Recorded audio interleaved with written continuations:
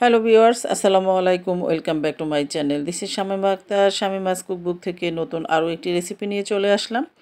আজকে আমি তৈরি করে দেখাবো 2 পাউন্ডের ভ্যানিলা কেক। আশা করছি আমার আজকের রেসিপিটি সবার কাছে অনেক বেশি ভালো লাগবে।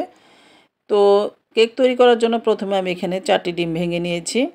আর ডিমগুলো অবশ্যই আমার রুম টেম্পারেচারে আছে। যদি ডিমগুলো ফ্রিজে থাকে তাহলে মিনিমাম 30 থেকে 40 মিনিট আগে বের করে নেবেন। এরপর আমি একটি ইলেকট্রিক বিটারের সাহায্যে এটাকে মিডিয়াম স্পিডে বিট করতে থাকব। তো বিট করতে করতে আমি এখানে 1 কাপ পরিমাণ চিনি নিয়েছি। আর চিনিটা কিন্তু আমি একসঙ্গে দিব না, আমি এই চিনিটাকে 3 ভাগে দিব। তো প্রথম ভাগ দেওয়ার পর আবার এটাকে আমি বিট করতে থাকব। বিট করতে করতে আমি চিনিটাকে 3 ভাগে দিয়ে দিচ্ছি। আর ডিমের সাথে যেন চিনিটা ভালো মতো মিশে যায়। যখন দেখবেন ডিমের হলুদ অংশটা একদম সাদাটে ভাব হয়ে গিয়েছে, তখন বুঝতে পারবেন এটা ভালো মতো বিট করে নেওয়া হয়ে গিয়েছে। আর ডিমের মধ্যে কোনোভাবেই যেন কচকচে ভাবটা না থাকে, চিনিটা যেন ভালোভাবে এই ডিমের সাথে মিশে যায়।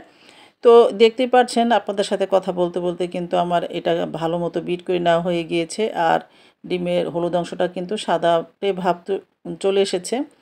এরপর আমি এখানে দিয়ে দিচ্ছি 1/4 কাপ পরিমাণ সয়াবিন তেল। তেলটা দিয়ে আর আমি এখন বেশিক্ষণ বিট করব না, আমি এটাকে আর 30 থেকে 40 সেকেন্ডের মতো বিট করব। তো আমার বিট করে নেওয়া হয়ে গিয়েছে।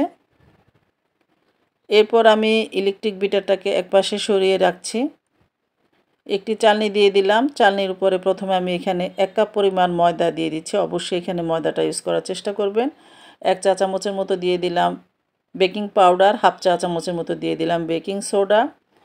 আরও আমি এখানে দিয়ে দিব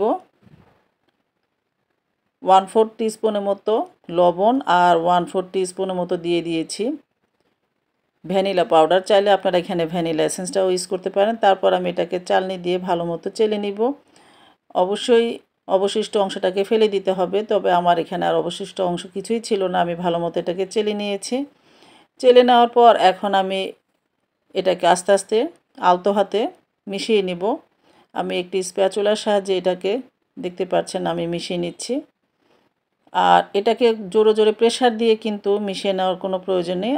আলতো হাতে এটাকে মিশিয়ে নিলে কিন্তু এটা ভালো মতো মিশিয়ে নেওয়া হয়ে যাবে। আমি চাচ্ছি না ডিমের ফোমটা যেন কোনোভাবে ডেবে না যায়। তো সেই দিকটা খেয়াল রেখে এটাকে আমি ভালো মতো মিশিয়ে নিয়েছি। আর এক পাশ থেকে ঘুরিয়ে ঘুরিয়ে কিন্তু একটু সময় এবং ধৈর্য নিয়ে এটাকে মিশিয়ে নিয়েছি। অলমোস্ট আমার এটা মিশিয়ে নেওয়া হয়ে গিয়েছে। আর এই ব্যাটারের ঘনত্বটা কীরকম হবে আপনারা হয়তো দেখেই বুঝতে পারছেন। ঠিক এই পর্যায়ে এসে আমি এটাকে মিশানো বন্ধ করে দিয়েছি। আমি এরকম একটি স্কোয়ার শেপের মোল্ড নিয়ে নিয়েছি। আমার এই স্কোয়ার শেপটা 8 ইঞ্চি মোল্ড। আমি চারপাশে ভালো মতো তেল ব্রাশ করে একটি বেকিং পেপার বিছিয়ে দিয়েছি। এরপর আমি ঠিক উপর থেকে সম্পূর্ণ ব্যাটারটাকে এখানে ঢেলে দিচ্ছি। আপনারা চাইলে যে কোনো ধরনের মোল্ড এখানে ইউজ করতে পারেন।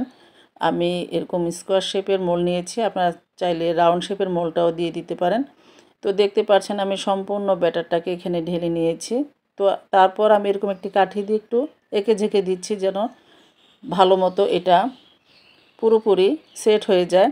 তারপরে এভাবে একটু আলতো হাতে ট্যাপ করে নিলেই এটা কিন্তু ভিতরে যদি কোনো রকম বাতাস থাকে সেটা বের হয়ে আসবে। এরপর আমি এটাকে 180 ডিগ্রি সেলসিয়াসে আমি এটাকে 40 মিনিটের মতো বেক করে নিয়েছি। তো আপনাদের ইলেকট্রিক ওভেন বিভিন্ন ধরনের হতে পারে, সেক্ষেত্রে কিন্তু একটু 19-20 হতেই পারে। ব্যাস, তৈরি করে নেওয়া হয়ে গেল আমার দারুণ স্বাদের ভ্যানিলা কেক। আমি এই কেকটা দিয়ে পরবর্তীতে কেক ডেকোরেশন করে নিয়েছি, সেটা আপনাদের সাথে শেয়ার করব। আজ এই পর্যন্তই। সবাই ভালো থাকবেন, সুস্থ থাকবেন। আল্লাহ হাফেজ। আসসালামু আলাইকুম।